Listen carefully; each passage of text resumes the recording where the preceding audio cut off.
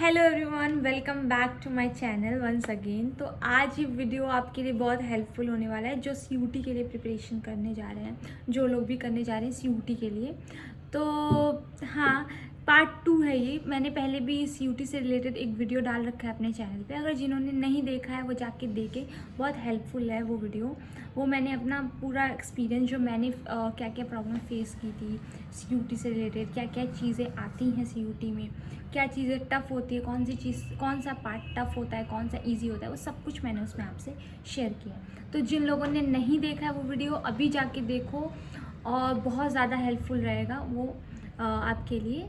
तो आज ये पार्ट 2 है। इसमें मैं कुछ चीज़ें और भी थोड़ी डिटेल में आपको चीज़ें बताने जा रही हूँ। तो सबसे पहले उसमें मैंने बताया था जैसे कि कौन सा पार्ट टफ होता है। मैंने बताया था मेरे लिए जो था जीके वगैरह, जीके हो गया, इंग्लिश हो गया, ये चीज़ें थोड़ी टफ थी जिनके लिए आपको थोड़ा ज़्यादा टाइम चाहिए प्रिपरेशन करने के लिए।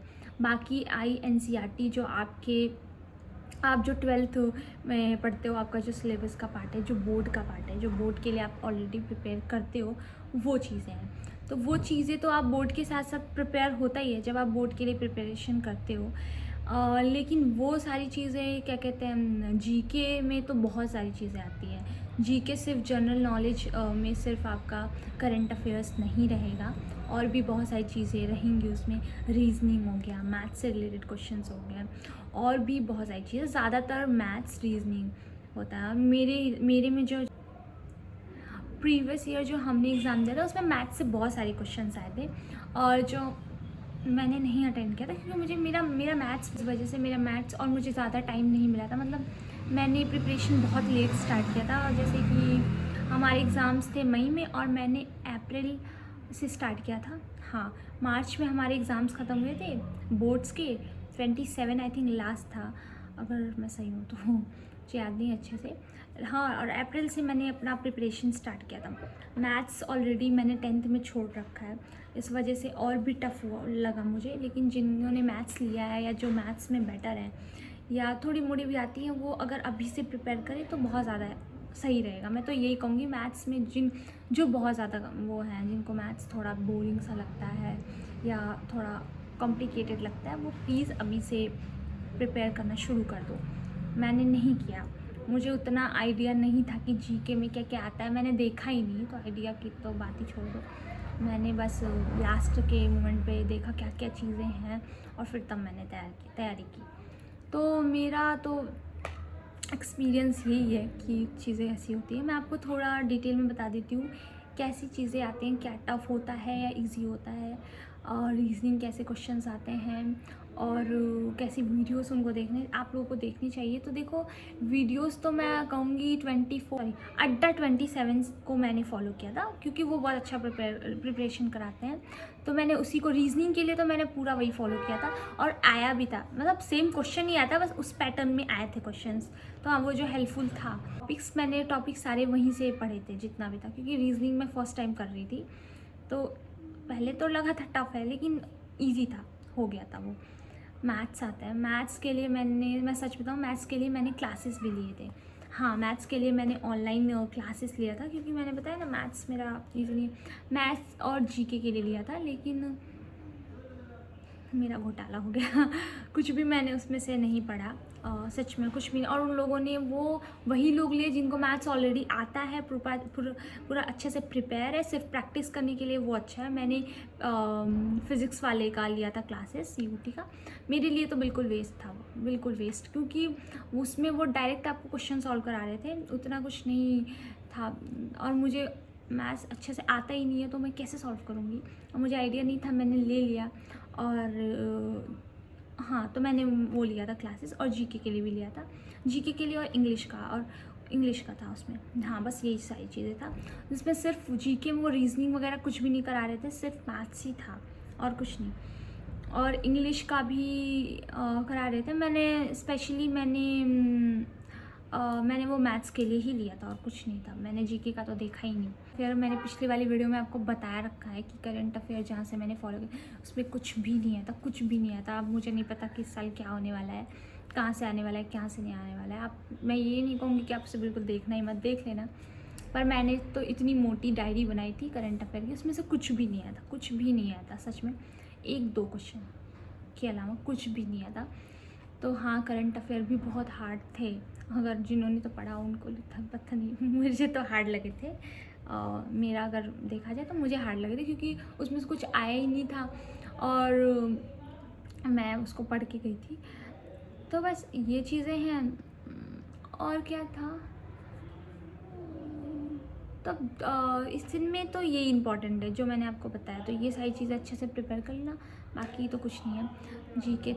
जीके सबको टफ लगा था। अब आते हैं पार्ट इंग्लिश के। इंग्लिश में क्या है, इंग्लिश में तो ग्रामर का सब कुछ रहेगा। जो भी आपने 10th में पढ़ा है वो सब कुछ इंग्लिश में रहेगा, सब कुछ। तो ग्रामर का सब कुछ पढ़ लेना, जो भी है ग्रामर 10th का जो भी है वो सब पढ़ लेना। जिन्होंने ग्रामर छोड़ दिया है, जिनको ग्रामर थोड़ा टफ लगता है, मैं तो कहूँगी अभी से करो। बोर्ड्स के साथ साथ थोड़ा सा उसको भी पढ़ना शुरू कर दो। और दूसरी चीज़, इस वीडियो में मैं आपको इंग्लिश और जीके के कुछ क्वेश्चंस शेयर कर दूँगी। मेरे पास क्वेश्चन पेपर्स हैं, और हाँ, मेरे पास क्वेश्चन पेपर्स हैं, तो मैं उसको शेयर कर दूँगी। कुछ मैंने अपने पिछले वाले वीडियो में बोला था कि मैं आपसे क्वेश्चन पेपर शेयर करूँगी जिन्हें चाहिए, तो मैं इस वीडियो में शेयर करूँगी। अगर आप लास्ट तक देखोगे तो आपको मिलेगा। और प्लीज़ इसको ये लास्ट तक वीडियो देखना, बहुत हेल्पफुल है जो भी प्रिपेयर करने जा रहे हैं। तो हाँ, ग्रामर में सब कुछ, पैसेज वगैरह सब कुछ देख लेना, और अच्छे से तैयारी करना, प्रैक्टिस करते रहना, बाकी कुछ नहीं। और टाइम बहुत कम मिलेगा। जी हाँ, जिनको टाइम मैनेजमेंट में जिनका प्रॉब्लम है, मुझे प्रॉब्लम आई थी। इंग्लिश में तो बहुत ज़्यादा सबको ही प्रॉब्लम आई थी, क्योंकि थोड़ी गड़बड़ी हो गई थी। हमारा फर्स्ट पेपर इंग्लिश ही था और पढ़ने में बहुत टाइम वेस्ट हुआ था। आधा घंटा हमारा वेस्ट हो गया था, बचा था 1 घंटा, और 1 घंटे में सब कुछ बहुत ज़्यादा घुट चुप हो गया था। तो अगर आपका फर्स्ट पेपर इंग्लिश है तो प्लीज़ मेंटली प्रिपेयर रहना सब चीज़ के लिए। ऐसे घबरा मत जाना, और अपना देख लेना अच्छे से। तो इतना याद नहीं है, मैं आपसे क्वेश्चन पेपर इसीलिए कह रही हूँ, शेयर कर दूँगी, आप देख लेना। और जी, अब आते हैं हम अपने NCERT की पार्ट पे। मैं ह्यूमैनिटीज़ बैकग्राउंड से हूँ, तो मुझे PCM और PCB और इन लोगों इस सब का उतना क्वेश्चन पेपर कैसे होता है मैं अपना बता देती हूँ। हमारे में NCERT में आपको बुक्स को अच्छे से रीड करनी होंगी। जी हाँ, वो आप बोर्ड्स की प्रिपरेशन करते टाइम हो जाता है। तो मैंने तो वही है, मैंने बोर्ड्स के टाइम जो पढ़ा था और फिर बाद में रीड कर लिया था, और कुछ बुक भी लिया था। मैं आपको बुक एक बार और फिर से दिखा देती हूँ कौन सी बुक मैंने ली थी। तो मैंने ये वाली बुक ली थी, मैंने अपनी प्रिपरेशन के टाइम। आप भी ये लेना, बहुत अच्छी बुक है। और अगर आपको कोई और अच्छी बुक मिले तो आप वो ले लेना। पर इसमें आपको मैं थोड़ा सा दिखा देती हूँ। मैंने इसे पूरा सॉल्व नहीं किया। देखो, इसमें मैथ्स के सारे क्वेश्चंस रहेंगे। जैसे ये जनरल का है, जनरल टेस्ट।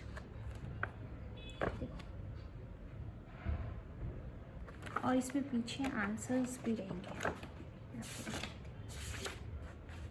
पूरा अच्छे से एक्सप्लेन करके आपका आंसर दिया है कि अगर ये आंसर है तो क्यों है।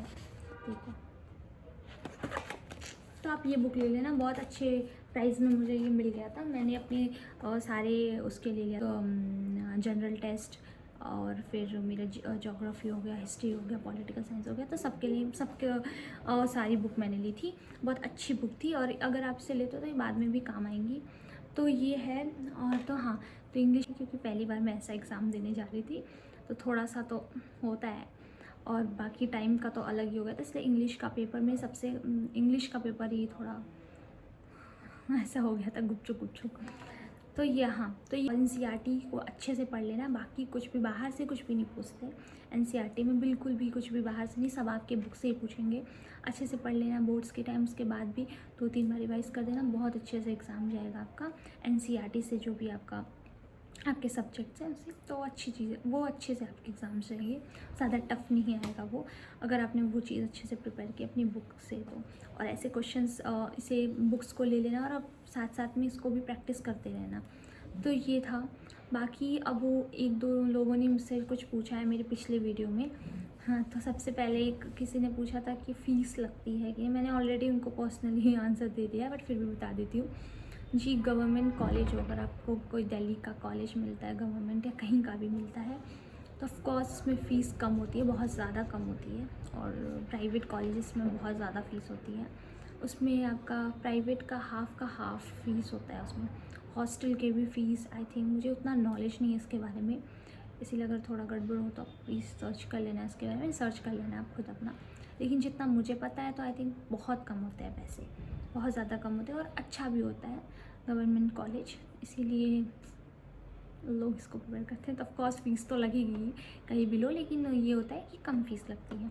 मैंने पूछा है उनको बता दूं कि आपका जो एनसीईआरटी के सब्जेक्ट्स होते हैं वो तो सारे ही आएंगे, बाकी जनरल टेस्ट में जो हमारा है उसमें आपका मैथ्स वगैरह, रीजनिंग वगैरह और भी बहुत सारे टॉपिक्स होते हैं जो मुझे अभी याद नहीं है, आप प्लीज़ उस पर वीडियो देख लेना। और जैसा कि मैंने ये जो बुक बताई थी, इसको अगर आप लेते हो तो इसमें सब कुछ सिलेबस वगैरह सब कुछ क्लियर अच्छे से दिया हुआ है, तो आप इसको देख लेना।